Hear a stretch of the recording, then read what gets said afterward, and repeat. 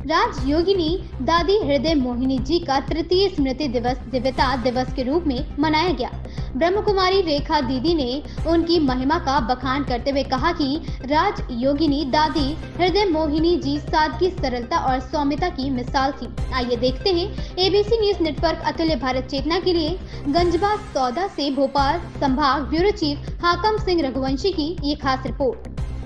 प्रजापिता ब्रह्म कुमारी ईश्वरीय विश्वविद्यालय मंशापूर्ण हनुमान मंदिर के पास स्थित सेवा केंद्र में ब्रह्म कुमारी की पूर्व मुख्य प्रशासिका राजयोगिनी दादी हृदय मोहिनी जी का तृतीय स्मृति दिवस दिव्यता दिवस के रूप में मनाया गया। दादी हृदय मोहिनी जी की सबसे बड़ी विशेषता थी उनका गंभीर व्यक्तित्व। बचपन में जहां अन्य बच्चे स्कूल में शरारतें करते और खेलकूद में दिलचस्पी के साथ भाग लेते थे, वहीं आप गहन चिंतन की मुद्रा में हमेशा रहती। छोटी उम्र से ही आपको दिव्य लोक की अनुभूति होने लगी। आपकी बुद्धि की लाइन इतनी साफ और स्पष्ट थी कि ध्यान में जब आप खुद को आत्मा समझकर परमात्मा का ध्यान करती तो आपको यह आभास ही नहीं रहता था कि आप इस जमीन पर हैं। ब्रह्म कुमारी रेखा दीदी ने दादी जी की विशेषताओं का वर्णन करते हुए कहा कि दादी जी का पूरा जीवन सादगी, सरलता और सौम्यता का मिसाल रहा। बचपन से ही विशेष योग साधना के चलते दादी जी का व्यक्तित्व इतना दिव्य हो गया था कि उनके संपर्क में आने वाले लोगों को उनकी तपस्या और साधना की अनुभूति होती थी। उनके चेहरे पर तेज का आभा मंडल उनकी तपस्या की कहानी साफ बयां करता था। ब्रह्म कुमारी रुक्मणी दीदी ने अपनी विचार रखते हुए कहा कि दादी जी कहती, एक शब्द में काम चल जाए तो दो क्यों बोले।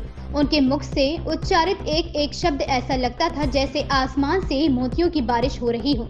दादी ने जीवन पर्यंत इस साधना को जारी रखा। परमात्मा की शिक्षाओं को जीवन में अक्षरतः ऐसे एकाकार कर लिया था जैसे पानी में शक्कर घुलकर अपने मिठास से पानी का स्वाद बदल देती है।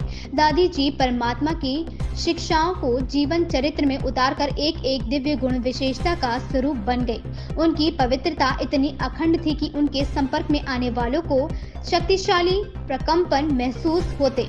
मुखमंडल ओज ऐसा परिपूर्ण था जैसे सूर्य की तेजस्वी किरणें निकलकर चारों ओर फैल रही हों। दादी जी कहती थी, परेशान होने के 5 शब्द हैं। पहला है क्यों, क्यों, कहाँ और व्यर्थ संकल्पों की क्यों चालू हो जाती है।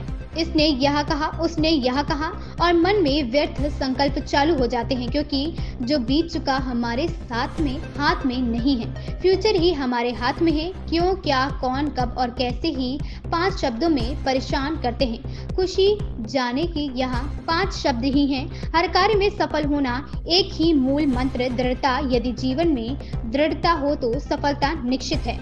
हुई पड़ी है, इसलिए प्लानिंग करके उसे पूरा करने के लिए दृढ़ संकल्प करें। मेरे जीवन का अनुभव है कि जो भी कार्य किया है वह दृढ़ता के साथ किया है और सदा सफलता भी मिली है। दृढ़ता रूपी चाबी को हमेशा संभाल कर रखें।